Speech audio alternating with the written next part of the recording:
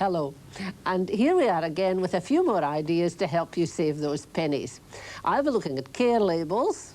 And I'm creating another Pennywise masterpiece, but to keep you cosy this time. But first, we promised you some cheap end-of-the-week meal suggestions. So let me show you what I've been creating in the kitchen.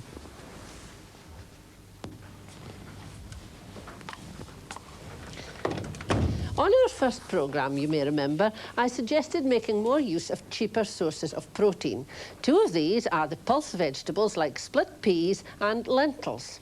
Another, of course, is the bones, which our butcher gives away to regular customers. You may not be quite so lucky, so I've allowed for the cost in my prices.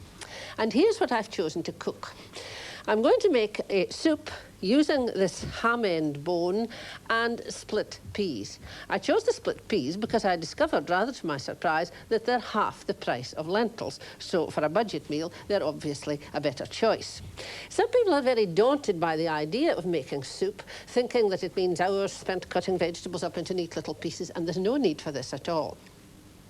I'm making a small quantity of soup here, and in fact the portions I'm going to serve are just for one person. But for this split pea soup you would need 4 ounces of split peas soaked overnight and 2 fair-sized carrots cut up quite roughly, 2 potatoes cut up roughly, an onion cut up roughly, and a small piece of turnip cut up as well. I've just got the vegetables prepared there, and this couldn't be an easier or more nourishing soup to make, because you take the bone, I've already taken it out of the soup, but it would have been boiled in it. The bone and the vegetables are simply put in the pot with 2 pints of water and some pepper, no salt, because remember the ham itself is very salty, and simmered gently for 2 hours.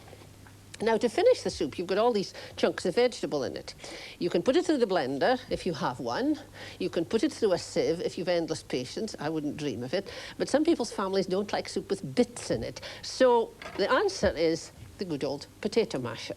And when you've got your soup boiled up and the vegetables are all quite nice and soft, lift out the ham end on the plate, as I've done, and just take your potato masher and round you go, getting it reduced to a nice, smooth consistency.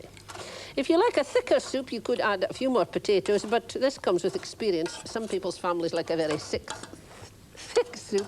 Others prefer a thinner one. Now, I've got a 1-portion plate here, so we'll just dish up 1 portion. There's a lot of clutter. There's a lot of soup here. You would have enough, I would reckon, to serve 5 or 6 people, and it works out about 7 pence a portion. Got a little parsley in the dish, and there you are. Not a bad bet for 7 pence. The next dish I've chosen is a pasta dish. It's a bit more interesting than just a simple meat and potatoes. And I've chosen to use pasta shells for no better reason than I like the shape of them. They are more expensive than the other pastas. You can get twists and letters or spaghetti or just ordinary macaroni. Any of them are quite suitable.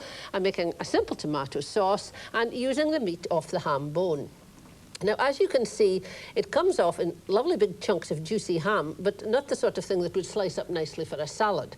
So take all this off and cut it in chunks, remove the skin, and I've already got some prepared here, cut up in nice chunky pieces, ready for putting in the sauce.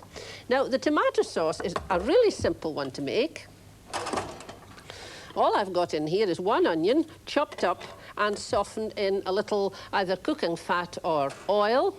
Then I added a tin of tomatoes, chopped up, and that's been simmering away for something like 15 to 20 minutes. You can, if your family like garlic, you can add garlic to it, put that in with the onion, or mixed herbs, Italian seasoning, whatever you fancy, and a tomato sauce is improved with just a tiny pinch or 2 of sugar. If you like, you can use fresh tomatoes in the summertime if you're lucky enough to have a supply of these. Now, the pasta shells have been cooking, and these are ready. It's a good idea to put a tablespoonful of oil in with them. It stops them sticking together if you've got to keep them hot for any length of time. I'm just going to drain them here because it's easier than trotting across the kitchen. Now, pasta shells need a good bit of draining because there's lots of water in them, so we'll just leave them there to drain for a minute or 2 while the ham is added to the sauce. Oops, I'm making a noise today. And stirred around well just to heat it up. Now, it would be wise to give this a little longer than I can afford to do, to heat up really thoroughly, so that it absorbs all the nice juicy tomato flavour from the sauce. However, we don't have that much time at our disposal, so we'll just finish it off. I'm using these little entree dishes because they're quite a nice shape, and I find really the easiest way to eat pasta is with a spoon. So a dish with a side is quite useful for this. Now, that's a reasonable sized helping, I think. And we serve a nice portion of our tomatoey sauce on top. And accompany this with a green salad. It both adds food value and colour, and it also gives you something to chew. Now, the cost of the pasta dish is round about 31 pence. The salad is an optional. You can have it or do without it, and you might in fact have it in the garden. Now, to me, no meal is complete without a pudding. I do like pudding, as my waistline probably shows, and I've chosen a very economical one indeed to make. One thing which we're all guilty of throwing away is ends of bread. So do make use of breadcrumbs. If you've got a food processor, of course, it's very easy to make them. But if not, when you've got odd ends of bread and a bit of spare time, just grate them up, because the crumbs can be stored in the freezer if you have one, or they'll keep in the fridge for a week or more. They're the source of all sorts of things, stuffings, coating, fish, and these breadcrumbs, which I'm using to make rather an attractive sweet. Now, you can see the breadcrumbs in the other little dish. These were baked in the oven with, I had about 2 cupfuls of breadcrumbs, half an ounce of melted butter, and a good tablespoonful of brown sugar. Mix all that together in a baking tin and put it in the bottom of the oven, not specially, of course, but when you've got a casserole perhaps in the oven, and go from time to time and just mix them round while they're baking, so that you get this lovely, nice, brown, crunchy mixture. It's got a sort of butterscotchy taste.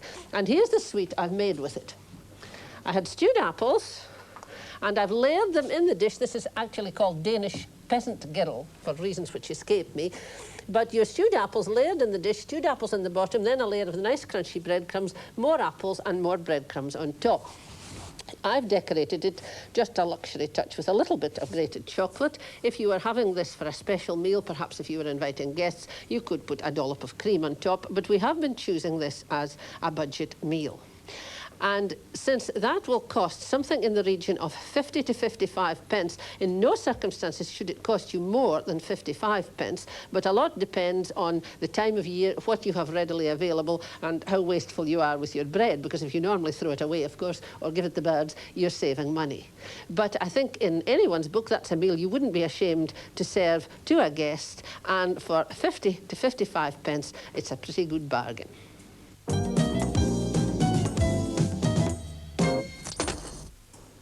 People don't always think of it, but wearing warm clothes can help cut your fuel bills. And for older folk especially, that's particularly important to keep cosy. But if the weather's cold, you may want something which is light and not too clumsy to wear. And I've found an answer for a minimum outlay, of course. And that's making yourself a body warmer. Now, the one I'm going to make is with an old fur fabric coat, which of course is washable. Muriel, I'm going to use Muriel as my model, and I'm going to show you which bits we can discard and which bits we can keep. So if you would slip this on. Thank you. Now, it's light in weight and it's warm. And what we're going to use is use the lining of the coat and use the outside of the coat. And what I have done, you probably see a row of tacking stitches. I've tacked the lining to the coat where I'm going to cut it. And similarly, I've tacked the lining round the sleeve because I'm going to remove the sleeves. Now, this is the big moment, Muriel. I'm not too sure about this. I know. I'm going to remove the sleeves, I'm going to remove the fronts, and I'm going to take off the buttons hole, the button and buttonholes, buttons and the buttonholes. And I'm going to leave a little bit of collar, because if you cut it by the natural neckline, it makes it very wide. And I'll cut it a little bit of collar just to give you something around the back of your neck. So here we are. If I can just get the... Yes. Get scissors in here without actually cutting. You know, you must just shout, Muriel, a bit. Like the dentist if it hurts. That's right, exactly. Here we are now. As long as your hand's there, I feel happy. I've got my hand there, and I've got the row of stitching, and I can see where to cut. You need courage to do this, Anne. Yes, you do. And you would only be doing it, let's face it, in a garment which had, had finished its useful life in any other way. You're not going to be taking a terribly good thing. Well, my blouse hasn't finished its useful life. Maybe now it has. Right, I'm just about there. Over the top. I can tidy this up, you see, once I have it off, but it just lets you see that you have to dramatically... Here we are. There we are. Now we remove the sleeves. Do that from both sides. There'll be all sorts of fluffy bits to remove as well. Then I'm going to take off the front. I'm going to cut it up by... If you hold that open, that's super. We'll cut this away here. I feel a bit safer with this bit. And it's very thick anyhow. You want to get rid of that. It's very cosy. Do you feel that already? Now. Just cut a bit round the back. Not my hair, please. I'll just cut off this. It's a good idea because there's nothing you can do with these coats, when they're past their outdoor life. No, that's true. Right, we'll take that away. And that's the front off and the sleeves off. Then I think it's a bit long at that. I think I would like to take it about that length. I'll cut that later. I'll take up about 3 or 4 inches, and then that gives it a good weight. So if you take that off then, Muriel, I'll show how to apply the braid to it. That's fine. Thank you very much. Now, the braid I'm going to use is an acrylic braid. The reason I use that is because it's washable. And when I made this one I'm wearing, I put wool braid on it. And then I washed it afterwards. The wool braid shrank and the whole thing crumpled up. And I had to take the wool braid off and put on a very straight cotton braid on this one. But I'm going to use the acrylic braid, which won't, in fact, shrink. And it's also bends and it's a bit pliable, which is good for going around the armholes. So I'll show how I'm going to apply it. I'm putting it to the right side of the garment, which is tacked, of course, to the lining. And I'm putting it 1/2 inch over the edge of the garment, which means that 1/2 inch will be extending. And that will be sewn on afterwards by hand to the wrong side.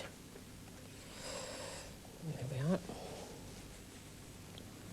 Now I'll just show you how I'm going to do the corner, because that's a wee bit tricky. I will, of course, have a bit cut off at the end. I haven't that done yet.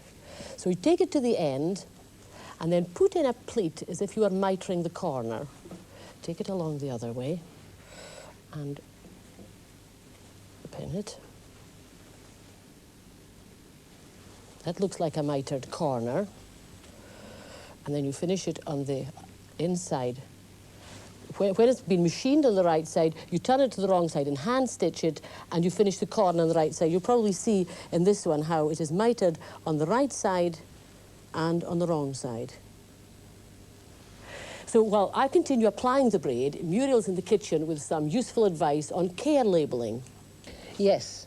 Well, it's quite horrifying just how much money can be wasted by bad or incorrect washing, especially now nearly everything carries a care label. Just look at these. That is a lady's woolen vest. Women's size, it says so on the label. It's not a doll's one, so you might well believe it. And that has been washed in a machine with water which was far too hot and given far too much agitation. Here's an acrylic sweater that's gone the other way. It's stretched very badly out of shape. There's nothing you can do with that. And it, believe it or not, carries a care label. But obviously, whoever washed this completely disregarded it. Here's what can happen if you wash brightly coloured articles with white ones, and this towel, in fact, did have a label saying wash deep coloured articles separately. If I were you, I would avoid buying these because it's a nuisance having to wash things separately, but if you put it in the wash with a white man-made fibre, there is what can happen. Now, a little girl mightn't mind having a pink nightie, but I don't think your menfolk would be quite so pleased with pale pink underpants. There is a green towel, a dark green again, and you can see here it's carrying that label saying wash deep colours separately, along with its little wash code label as well.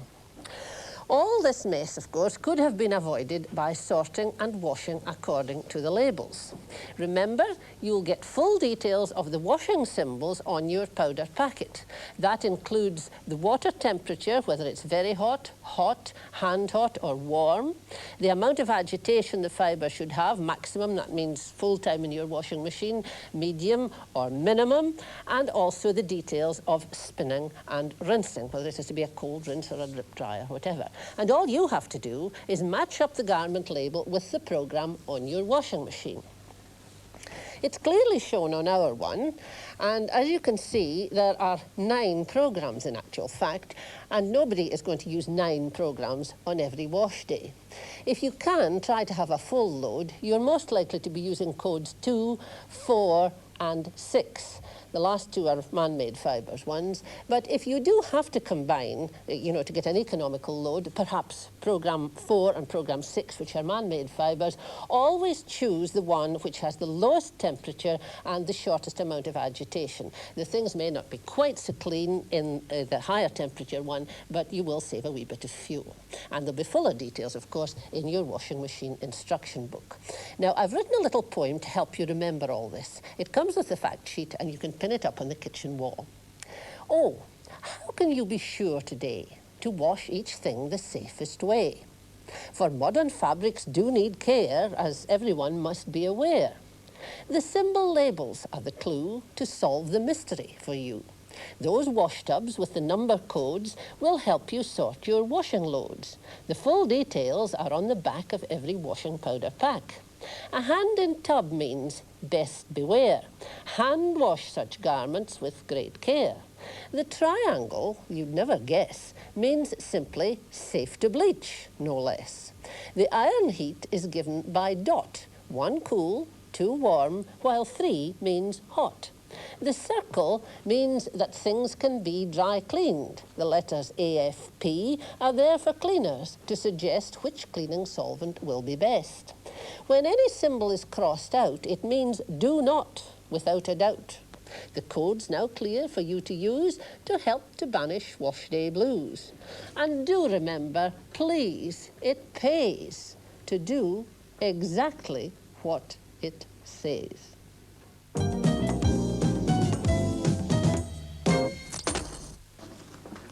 I've got all the braids sewn to the body warmer with the machine, and now I'm on the wrong side hemming it on. So I'll just show you what I'm doing, and I'm approaching the corner, so that's rather good. I can show you how to finish off the corner. So all I'm doing are sort of big hemming stitches to the wrong side, and here I'm coming to the corner. Now, I had turned it in and mitered it as I showed you, so you simply sew the 2 bits of braid together, going towards the point.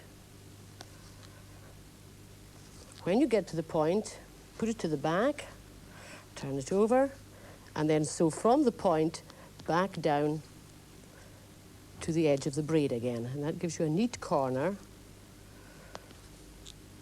Then back to the wrong side,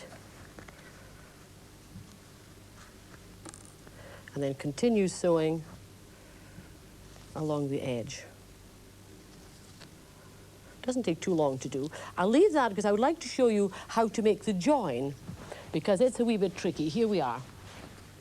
Now, I've made my join at the bottom of the side seam on the hem of the garment. And don't leave plenty braid, because it does tend to fray at the ends, so you don't want to get caught up on that.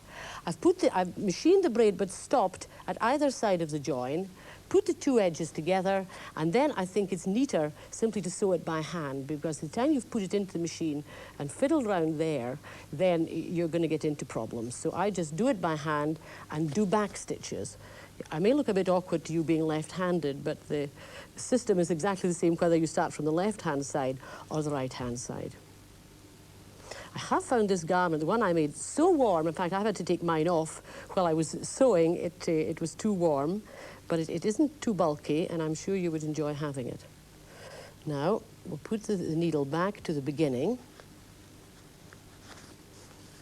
So that's the seam sewn by hand. Take out the pin, and then cut off the extra amount. Also, I'll cut a bit off at the edges. Here we are.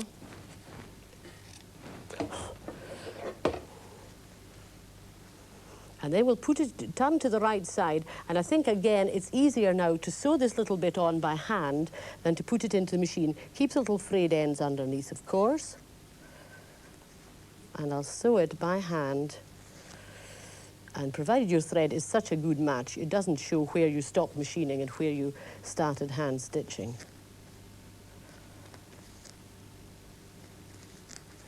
Now put it through to the wrong side and open out the braid, fold it over and pin it on the wrong side. There we are, and you can easily tuck these little tails in as you come to sew it, and that makes a very neat join when it's all finished. Now, waistcoats and warmers like these cost quite a bit in the shop, say something about £20. Now, my braid for this one cost £1.50, so this natty little number has saved me about £18.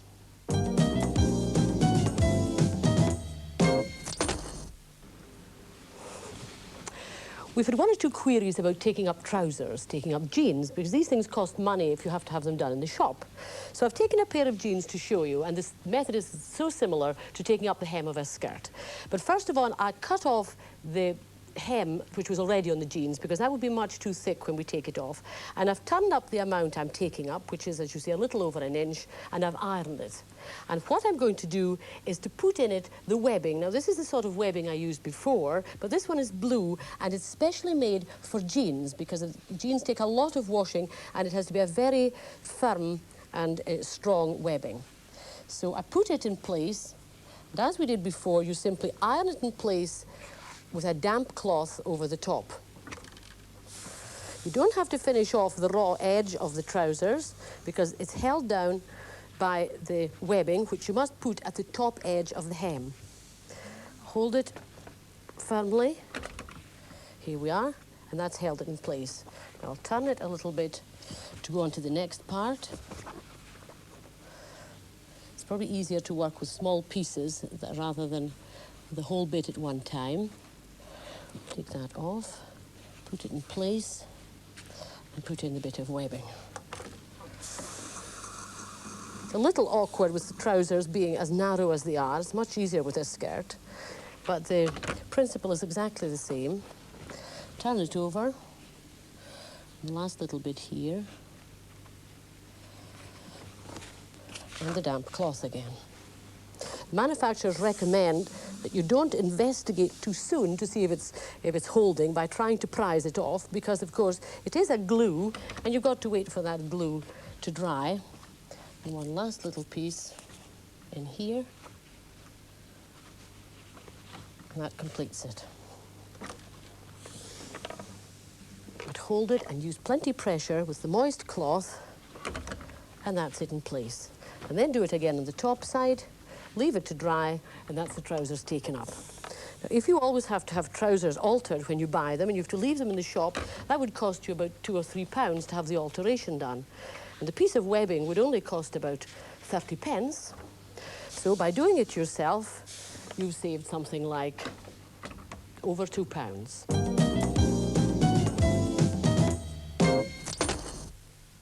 Well, that job didn't take long, Anne. No, didn't it? It did. Great way of doing. And that's our last hint for today. If you'd like full details, write for our fact sheet to Pennywise, Grampian Television, Queen's Cross, Aberdeen, AB9 2XJ. Pennywise, Grampian Television, Queen's Cross, Aberdeen, AB9 2XJ. Now, this is the size of the fact sheet, so please enclose quite a large envelope, foolscap size is fine, with your name and address and an 18p stamp. Next time, we'll be into modern technology with microwave cookers, and we'll be giving a little bit of help with your seating arrangements. So join us again then.